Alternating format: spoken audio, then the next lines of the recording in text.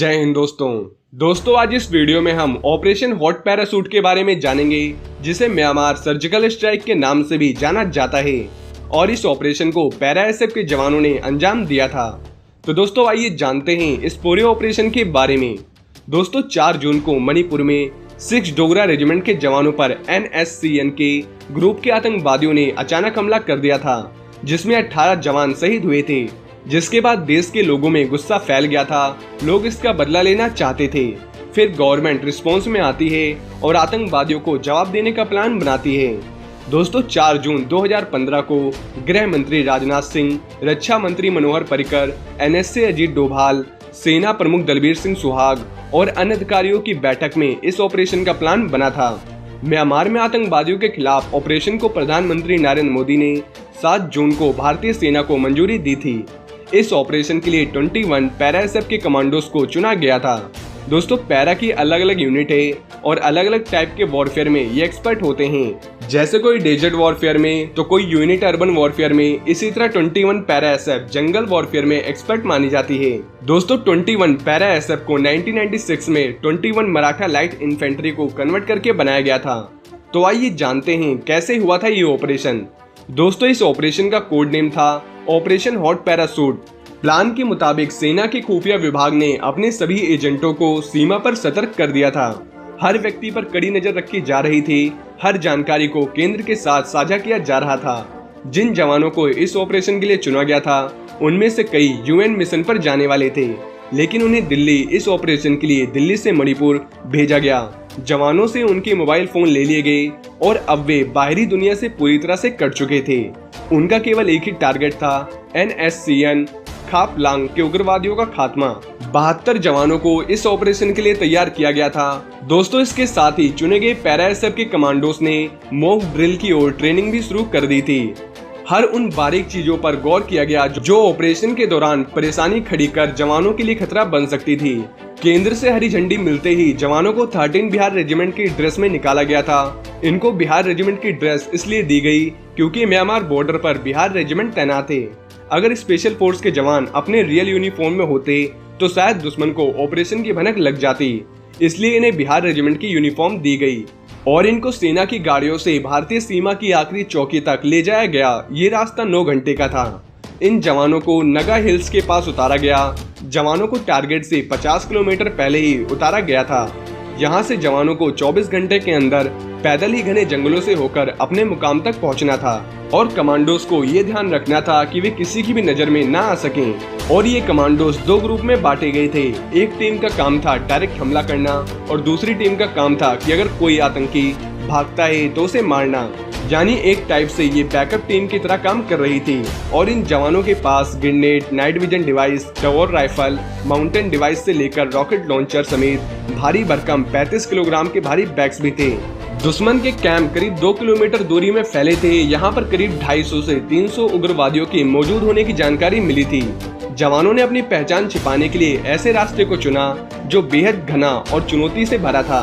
16 kilometre की दूरी तय कर ये जवान भारतीय सीमा के आखिरी गांव तक पहुंचे और फिर सीमा के पार निकल पड़े। पर इन्हें काफी अलर्ट रहना था, क्योंकि अगर किसी को भी इस ऑपरेशन की भनक लग जाती तो परेशानी खड़ी हो सकती थी और यहाँ से आगे रेडियो कम्युनिकेशन करना जोखिम भरा था, इसलिए इसको बंद कर दिया गया। अब जवानों को अपनी सूचना देने के लिए कुछ घंटों में केवल एक बीप का सिग्नल भेजना था। ये सिग्नल जनरल विपिन रावत को मिलता था। इससे उन्हें पता चल जाता कि सब ठीक है। दोस्तों ऑपरेशन हॉट पैराशूट को तय सीमा में पूरा करना जरूरी था। ऐसा न होने पर स्पेशल एसएफ के कमांडोज बड़ी मुश्किल में घिर सकते थे।